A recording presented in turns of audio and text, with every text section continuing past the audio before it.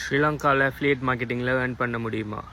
Okay, நீங்கள் ஸ்ரீலங்காவில் மட்டும் இல்லை, நீங்கள் எந்த நாட்டில் இருந்து வேணுனாலும் அஃபிலியேட் மார்க்கெட்டிங் செஞ்சு கொள்ளலாம். அஃபிலியேட் மார்க்கெட்டிங் நான் என்னென்னு சொல்கிறேன்னு தெரியாதாங்களுக்கு, அஃபிலியேட் மார்க்கெட்டிங் சொன்னால் இன்னொரு கம்பெனியோட ப்ராடக்ட்ஸை நீங்கள் எடுத்து அந்த ப்ராடக்ட்டுக்குரிய மார்க்கெட்டிங்கை நீங்கள் செஞ்சு அந்த ப்ராடக்ட்டுக்கு நீங்கள் சேல்ஸ் எடுத்து கொடுப்பீங்கன்னு சொன்னால் அவங்க நீங்கள் செஞ்ச ஒர்க்குக்கு ஒரு கமிஷன் மாதிரி தருவாங்க. ஓகே, சிலாக்கள் நீங்கள் எடுத்து கொடுக்குற லீட்ஸுக்கு கமிஷன் தருவாங்க. அப்படி இல்லைன்னு சொன்னால் நீங்கள் எடுத்து கொடுக்குற சேல்ஸுக்கு நீங்கள் எவ்வளோ சேல்ஸ் எடுத்துவீங்களோ அதுக்குரிய மாதிரி கமிஷன் தருவாங்க. அப்படி இல்லாட்டி நீங்கள் கொடுக்குற, அதாவது நீங்கள் அனுப்புகிற லீட் செய்கிற சின்ன சின்ன ஆக்ஷனுகளுக்கு இது செய்வாங்க. அதாவது நான் ஆப் டவுன்லோட் பண்ணுறேன், இல்லாட்டி எனக்கு நான் போய் செஞ்சு பார்க்குறேன், அப்படி என்ன நான் ஒரு ஆக்ஷன் ஒன்று நீங்கள் அனுப்புகிற லீட் செய்வார்னு சொன்னால் உங்களுக்கு கமிஷன் தருவாங்க. என்னை பொறுத்த வரைக்கும் இது மற்ற பிஸ்னஸ் மாடல்ஸோட ஒப்பிடக்குள்ள ஈஸி. இப்போ ஒரு உதாரணத்துக்கு ஒரு இ-காமர்ஸ்னா ப்ராடக்ட் நீங்கள் தான் செய்யணும், மார்க்கெட்டிங்கும் நீங்கள் தான் செய்யணும், கஸ்டமர் சர்வீஸ் நீங்கள் தான் செய்யணும், ஷிப்மெண்ட் நீங்கள் தான் செய்யணும், அதுக்கப்புறம் ரீஃபண்டுகிற பிரச்சனை நீங்கள் தான் பார்க்கணும். எல்லாமே ஒரு பிஸ்னஸில் எல்லாத்தையும் நீங்கள் தான் பார்க்கணும்.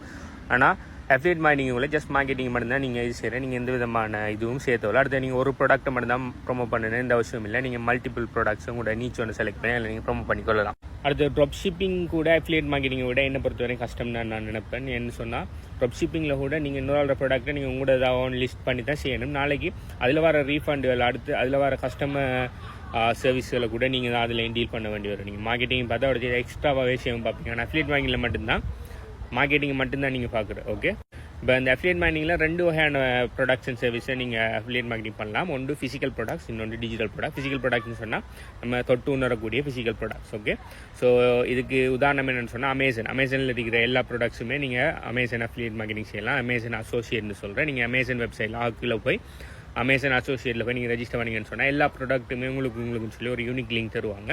அந்த லிங்க்கோட யார் போய் அந்த ஏதாவது ஒரு ப்ராடக்ட், அந்த ப்ராடக்டாக இருந்தாலும் சரி, எல்லாத்தையும் ஒரு குறிப்பிட்ட டைமுக்குள்ளே வேறு என்ன ப்ராடக்ட் வாங்கினாலும் அந்த ப்ராடக்ட்டிலேருந்து ஒரு குறிப்பிட்ட சின்ன கமிஷன் உண்டு அமேசான் உங்களுக்கு தருவாங்க. ஆனால் பார்த்தீங்கன்னு சொன்னால் ஃபிசிக்கல் ப்ராடக்ட் அஃபிலியேட் மார்க்கெட்டிங்கில் தார கமிஷன் சின்னதாக தான் இருக்கும், 10% விட கூடுதலாக குறையாக தான் இருக்கும். என்ன காரணம்னு சொன்னால் ஃபிசிக்கல் ப்ராடக்ட்ஸை பார்த்தீங்கன்னு சொன்னால் திரும்ப மேனுஃபேக்சர் பண்ணிகிட்டு இருக்கணும். ஓகே, எனக்கு வித் ஒரு ப்ராடக்ட் இன்னொரு ஆளுக்கு விற்கலாம். ஓகே, இன்னொரு ஆளுக்கு விற்கக்குள்ள திரும்ப புதுசாக தான் மேனுஃபேக்சர் பண்ணி விற்கணும். அதனால் மேனுஃபேக்சரிங் காஸ்ட்டுங்கிறது பெருசாக உள்ளுக்கு தங்கிருக்கு. ரெண்டாவது பார்த்தீங்கன்னு சொன்னால் டிஜிட்டல் அஃபிலியேட் மார்க்கெட்டிங். டிஜிட்டல்னு சொன்னால் தொட்டு உணர முடியாத பொருட்கள், அதாவது courses, softwares, membership, community, so இப்படியான விஷயமெல்லாம் டிஜிட்டல். இதெல்லாம் பார்த்தீங்கன்னு சொன்னால் அடிக்கடி மேனுஃபேக்சர் பண்ணுற வேலை இல்லை. ஓகே, ஒரு கோர்ஸ் ஒரு தரம் கிரியேட் பண்ணால் மல்டிபிள் டைம் செல் பண்ணலாம். அதே மாதிரி ஒரு கம்யூனிட்டி ஒன்றுக்குள்ளே எத்தனை பேர்னாலும் ஜாயின் பண்ணலாம். இப்போ திரும்ப கம்யூனிட்டி கிரியேட் பண்ண வேண்டிய அவசியம் இல்லை.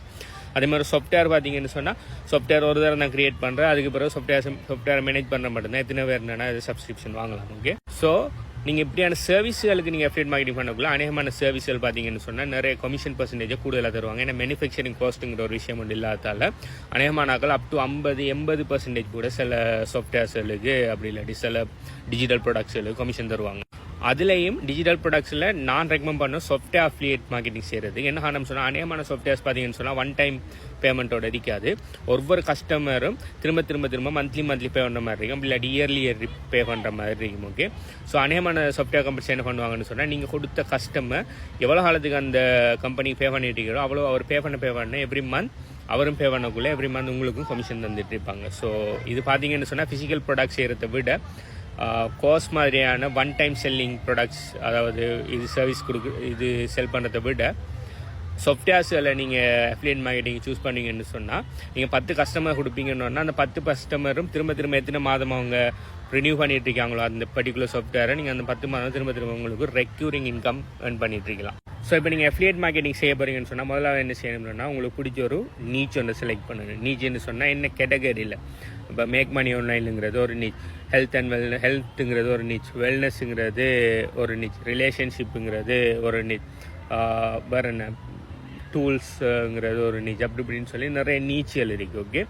ஸோ அந்த நீச்சுகளில் பெரிய நீச்சு ஒன்று எடுத்து அதுக்குள்ளே சப் நீச் ஒன்று செலக்ட் பண்ணணும். இப்போ மேக் மணி ஆன்லைனில் நிறைய ஆன்லைனில் மணி மேக் பண்ண மெத்தட் இருக்குது, அதில் நீங்கள் எதை செலக்ட் பண்ண போகிறீங்க, அதுக்குள்ளே ஒரு சப் நீச்சுக்குள்ளே போகணும். அதுக்குள்ளே உங்களுக்கு ஏழுன்னு சொன்னால் இன்னும் குறைச்சி சப் நீச்சுக்குள்ளே போகணும். ஏன்டா நீங்கள் இப்போ தான் அஃபிலியேட் மார்க்கெட்டிங் ஸ்டார்ட் பண்ணீங்கன்னு சொன்னால் ஆல்ரெடி 1000 பேரை செஞ்சுட்டு இருப்பாங்க. ஸோ நீங்கள் பெரிய நீச்சலில் நீங்கள் போய் சேவ் பண்ணிங்கன்னா அதில் இது நிறைய காம்படிஷன் இருக்கும், அதில் கம்பீட் பண்ண சரியான கஷ்டம். ஸோ சப் நீச்சுக்குள்ளே போகணும். இப்போ எந்த சப் நீச் என்னன்னு சொன்னால் மேக் மணி ஆன்லைனுங்கிறது மெயின் நீச், அதுக்குள்ளே போய் கிரிப்டோ கரன்சிங்கிறது ஒரு சப் நீச், அதுக்குள்ளேயும் போய் இன்னும் இன்டெப்த்தாக நான் போய் ட்ரேடிங் போர்ட்ஸுங்கிறது தான் இந்த கடும் குறைஞ்ச சப் நீச். ஓகே, அந்த சப் நீச்சில் நான் என்ன செய்வேன்னு சொன்னால் கிரிப்டோ கரன்சி ரிலேட்டடான நான் ஒரு பிராண்ட் ஒன்று உருவாக்கி அந்த கிரிப்டோ கரன்சியில் ட்ரேடிங் போர்ட் ரிலேட்டடான நிறைய சாஃப்ட்வேர்ஸுக்கு நான் அஃபிலியேட் மார்க்கெட்டராக இருக்கேன். நிறைய பேருக்கு நான் இந்த சாஃப்ட்வேர்ஸ் ரெக்கமெண்ட் பண்ணுவேன். அந்த சாஃப்ட்வேர்ஸில் யார் வாங்குறாங்களோ அவங்க எவ்வளோ காலத்துக்கு அதை பாவிக்காங்களோ அவ்வளோ காலத்துக்கு அந்த சாஃப்ட்வேர் கம்பெனிஸ் இன்னைக்கு கமிஷன் தந்துட்டு இருப்பாங்க. ஸோ இது நான் செலக்ட் பண்ணது. அதுக்காக நீங்கள் மீது தான் செலக்ட் பண்ண எந்த அவசியம் இல்லை. உங்களுக்கு ஹெல்த் அண்ட் வெல்னஸில் உங்களுக்கு விருப்பம் கூட இருக்குன்னு சொன்னால் ஹெல்த் அண்ட் வெல்னஸில் போய் ஒரு சப் நீச் ஒன்று செலக்ட் பண்ணி அதில் இருக்கிற சாஃப்ட்வேர்ஸ் ப்ராடக்ட்ஸ் சர்வீஸுகளை அனலைஸ் பண்ணி அதிலிருந்து ஒரு நீங்கள் அஃபிலியேட் மார்க்கெட்டிங் செஞ்சு கொள்ளலாம். ஆனால் இன்னொரு முக்கியமான விஷயம் இல்லைங்க, அஃபிலியேட் மார்க்கெட்டிங் செய்யக்குள்ள நீங்கள் அந்த ப்ராடக்ட்டை நீங்கள் ஒரு ப்ராடக்ட் சர்வீஸ் அஃபிலியேட் மார்க்கெட்டிங் பண்ண போகிறீங்கன்னா நீங்கள் பர்சனலாக அந்த ப்ராடக்ட்டை பாவிப்பீங்களா, அடுத்தது நீங்கள் உங்களோட பேரண்ட்ஸுக்கோ உங்களோட லவ்டு ஒன்னுக்கோ அந்த ப்ராடக்ட்டை ரெக்கமெண்ட் பண்ணுவீங்களாங்கிறத முதலாவது கேட்டு ரெண்டுக்கும் எஸ்ன்னு ஆன்சர் வந்தால் மட்டும் அதை ப்ரொமோட் பண்ணுங்கள். சிலாக்கள் காசு கிடைக்குதுங்கிறதுக்காக கண்ட விஷயம் மொக்கையான விஷயம் அடுத்தது கேடு விளைவிக்கிற விஷயம் எல்லாத்தையுமே மார்க்கெட்டிங் பண்ண போவாங்க. அப்படியெல்லாம் செய்யாது.